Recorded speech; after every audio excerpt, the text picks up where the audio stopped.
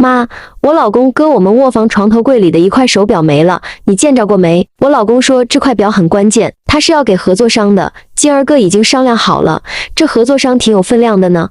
妈，你有没有瞅见那块表呀？我老公可是急得团团转，吵着要呢。若是你拿的，趁早给我还回来；若不是你拿的，这么个宝贝丢了，咱们肯定得报案啊。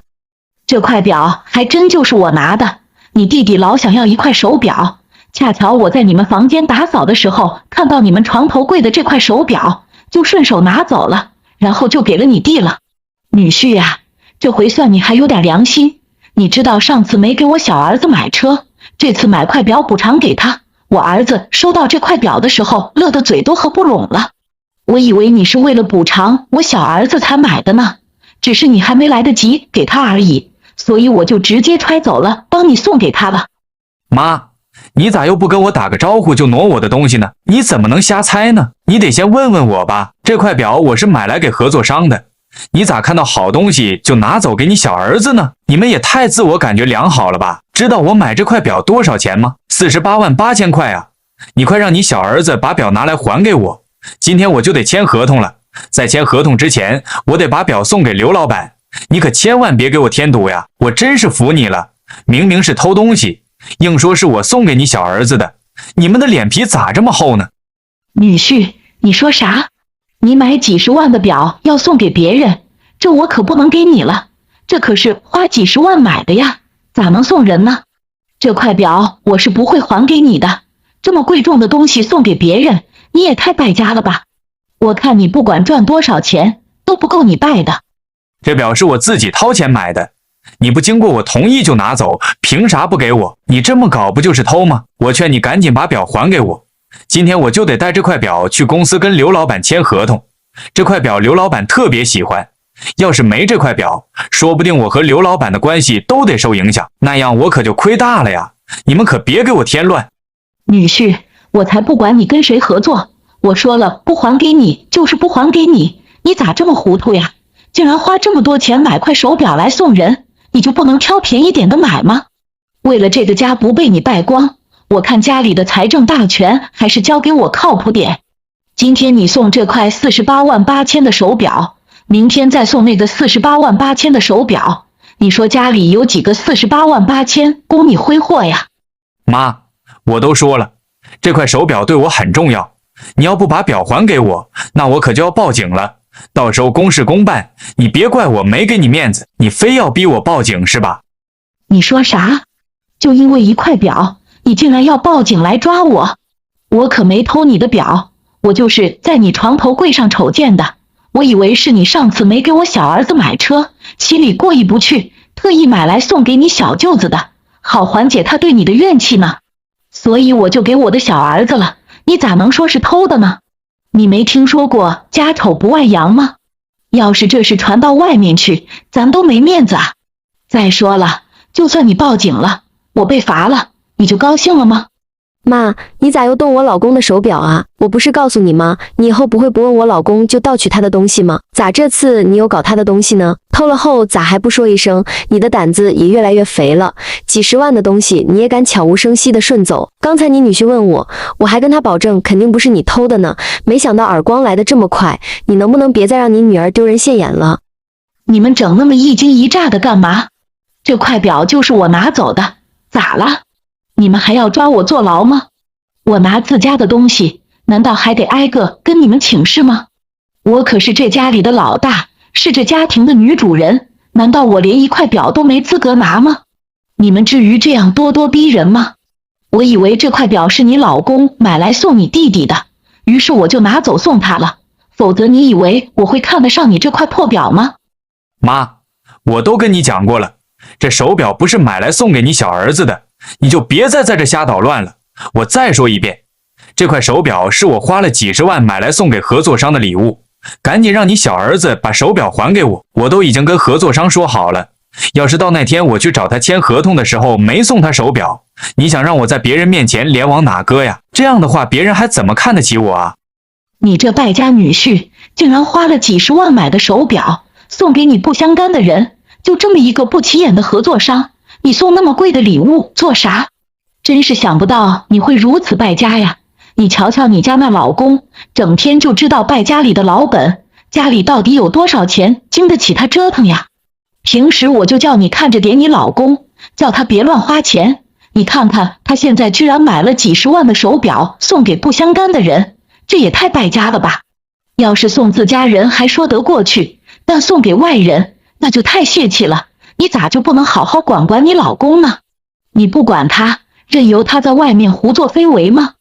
妈，您是不是听不懂我说啥呀？这表可不是给我小舅子买的，而且这买表的钱可是我自己挣的，我也没瞎花，就是送给合作伙伴的。再说了，您那闺女压根儿没挣到钱，都得靠着我养她，她哪有资格来管我呢？您吃完饭就砸我碗，就在我面前说我的坏话，您咋这么混账呢？女儿，您听听您男人说的话，您怎么受得了呢？你瞅瞅他竟然敢这么跟我说话，您就任由他说我吗？您真的就管不了他吗？您可别想着再让你女儿骑到我头上了，我对你们已经忍无可忍了。您非但不知收敛，反而越来越跋扈。您抓紧把表还给我，不然我就翻脸了。妈，那块表对我来说真的挺重要的，您赶紧把它还给我吧。这块表是要送给合作伙伴的，只有和他们搞好关系才能挣到钱呀。您咋一点都不懂呢？女婿，我明白了，这手表是你送给合作伙伴的礼物，是我误会了，我还以为你是送表给你小舅子的补偿呢，所以才没跟你打招呼就把手表拿走。既然你是送给合作伙伴的，那我就把手表还给你吧。妈，您明白了就好，把手表还给我就行了。如果这次合同能顺利签下来，那能赚不少钱呢。到时候我就把你小儿子上次看中的那辆车买下来送给他。没事的，你小舅子可以暂时不买车，你生意上的事更重要，我会尽快把手表还给你的，你就放心吧。妈，谢谢你能体谅我，等合同签好以后，我就把那辆车买下来送给你小儿子，也算是我这个做姐夫的一份心意。那真是太好了，要是你小舅子知道了你给他买车，他肯定乐得手舞足蹈。你可要记住你说过的话呀，我马上就让你小舅子把那块手表给你还回来。那你赶紧让你小儿子把那块手表送过来吧，我眼下急等着签合同呢，咱可不能因为一块手表就让这个即将到手的大合同飞了。你快点给你小儿子打电话，让他把手表送来，可千万不能耽误我签合同啊。第二天，我说李伟，你这是在逗我玩是吧？你要是买不起那贵重的手表，你就别送，你弄个空盒子来搪塞我，我公司将会停止和你公司的所有合作。你给我赶紧滚，以后别在我面前出现。看着你人模人样的，没想到你心肠如此毒辣，真是让我毁三观啊！刘老板是不是对我有什么误解呀？我哪有那胆子欺骗你啊？再怎么着，我也不可能送你个空盒呀，我更是不可能拿我公司的前途来开玩笑呀。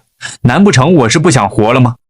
李伟，既然你都跟我这么说了，那我就姑且信你一回。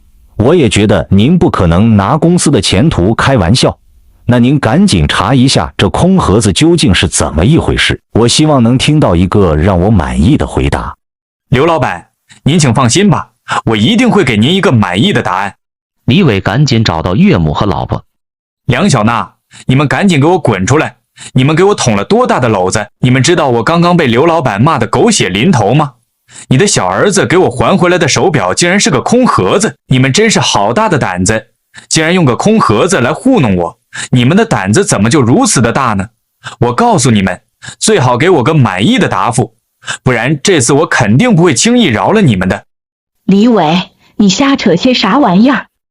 我说，你这个老太婆都一大把年纪了，咋能做出这么丑陋的事呢？为啥你送给我一个空盒子，手表是不是还搁在你那儿呢？女婿，我咋听不懂你说的啥呢？啥叫空盒子？我不是把手表已经还给你了吗？你咋偏要说我还的是空盒子呢？难不成你是想勒索我吗？我懒得跟你废话，你马上把表还给我，我就不再计较你的责任了。如果你还冥顽不灵不把表还给我，那我只能拿着证据去公安局了。你大概还不知道吧，家里我早装上了监控，你去拿手表的过程可是拍得明明白白，清清楚楚。即便你是我的岳母，我也不想让你太丢人。刘老板刚才给我打电话，说我送给他的手表就是个空盒子，还要跟我公司断了一切关系。我都跟你说了，合同一签好，我就给小舅子买车，你为啥还坑我？你知道刘老板和我断了关系，我亏了多少吗？你是要让我变成穷光蛋你才开心吗？你的心怎么就如此的毒辣啊？女儿，看起来你老公一直防着我呢，竟然在家里装了监控，他这是把我当小偷防着呢，根本就没把我当做一家人对待呀。老公，这件事我觉得你做的有点过火，你怎么能在家里装监控呢？你这不是摆明了不相信我吗？你瞧瞧，哪有人在家里装监控的？老婆，你妈脑子一热，难道你也是六亲不认吗？你想想看，如果不是你妈老是偷我的东西，我能在家里装监控吗？你知道你妈给我搞出了多大的乱子吗？这合同要是吹了，刘老板和我们公司断了一切关系，你知道我们要遭什么罪吗？面临公司倒闭呀！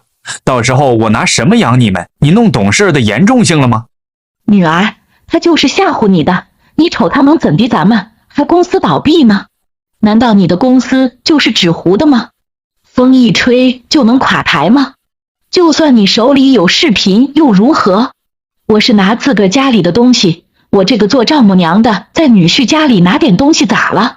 警察能管得了这点家务事吗？那行吧，既然你把话说这么绝，那也别怪我不给你面子。梁小娜，你带着你妈赶紧收拾东西，立刻从我家里滚出去。明天咱俩就去民政局把离婚手续办了。咱们结婚这么多年，你一天班都没上过，而房子车子都是结婚前我父母给我买的，这些年你也给了你娘家不少钱，还都是背着我给的。我会告你们，你们就给我等着吧。李伟，你是不是傻了呀？我是你老婆，你怎么能这样对我呢？咱们都结婚这么多年了，你真打算做得这么绝吗？反正我是绝不答应离婚的。这事儿可由不得你，我已经被你们逼疯了。你们现在就去收拾东西，立马滚出我家，我再也不想看见你们了。李伟就这么狠心的把梁小娜一家人扫地出门，还立马把离婚官司给打了。梁小娜也懂得木已成舟，也就干脆的答应了离婚。可是他们母女俩这会儿都失业了，无奈的只能回乡下老家了。